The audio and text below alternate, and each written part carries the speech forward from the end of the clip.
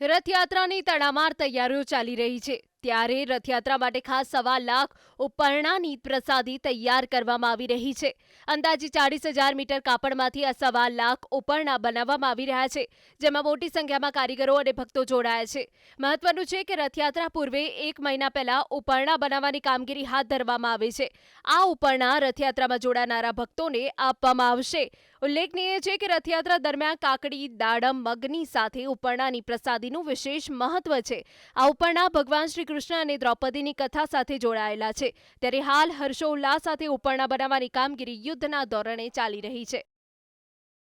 જેવી રીતે કે પ્રતિવર્ષ જે 1.25 લાખ જેવા ઉપરણા આપણે મંદિર દ્વારા બનાવવામાં આવતા હોય છે અને ભગવાનને નેત્રોત્સવ વિધિ અમાવસ્યાના દિવસે કરવામાં આવતી હોય છે અને એ નેત્રોત્સવ વિધિમાં ઉપરણાના પાટા ભગવાનને બાંધવામાં આવતા હોય છે અને પછી રથયાત્રાના દિવસે મંગળા આરતીમાં એ આરતી બાદ એ ભોગ સમયે ભગવાનને પાટા ખોલવામાં આવતા હોય છે અને પછી એને આપણે આખા રથયાત્રામાં પ્રસાદી રૂપે એ પાટાને કેસરી ઉપરણાની પ્રસાદી આપતા હોઈએ છીએ।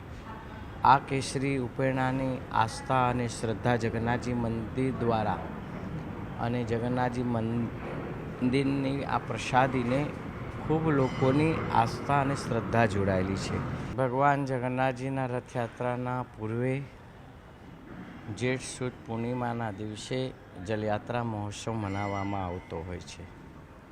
આ જલયાત્રામાં 108 કળશ લઈ સોમનાથ ભૂધરના આરે જઈ ગંગા પૂજન કરી ગંગાજીની આજ્ઞા લઈને એમાંથી જળ લાવી અને ભગવાનને જ્યેષ્ઠા અભિષેક સ્નાન કરાવવામાં આવતું હોય છે।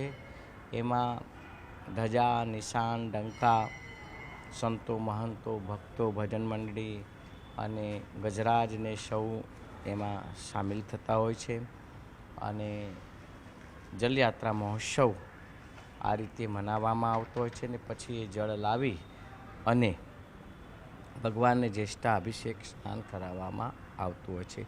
પ્રતિવર્ષ આ વર્ષોથી આપણી આ પરંપરા રહી છે।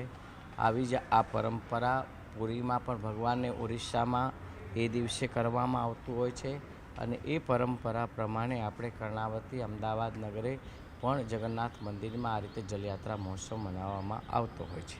જલયાત્રા આ ફેરીની 29 જૂનના દિવસે મનાવવામાં આવશે।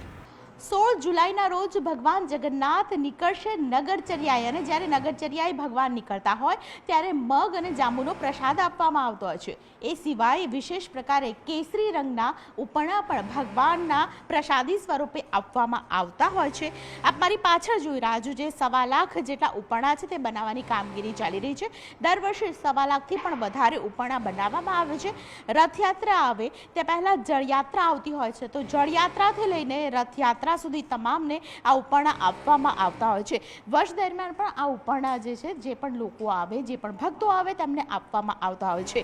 આ ઉપરણાનું વિશેષ મહત્વ છે। એવું કહેવામાં આવે છે કે આ ઉપરણા જે છે તે ધન ધાન્યની જગ્યા ઉપર રાખો તો ક્યારેય ધન ધાન્ય ખૂટતા નથી। લોકો અલગ અલગ માન્યતા પ્રમાણે ખાસ કરીને ઉપરણા પોતાના ઘરે રાખતા હોય છે। તેને બનાવવાની વિશેષ પ્રકારની કામગીરી છે તે વર્ષ દરમિયાન તો થતી હોય છે, પરંતુ રથયાત્રા પૂર્વે 1.25 લાખથી પણ વધારે ઉપરણા બનાવવામાં આવે છે, જે લોકોને પ્રસાદી સ્વરૂપે આપવામાં આવતા હોય છે।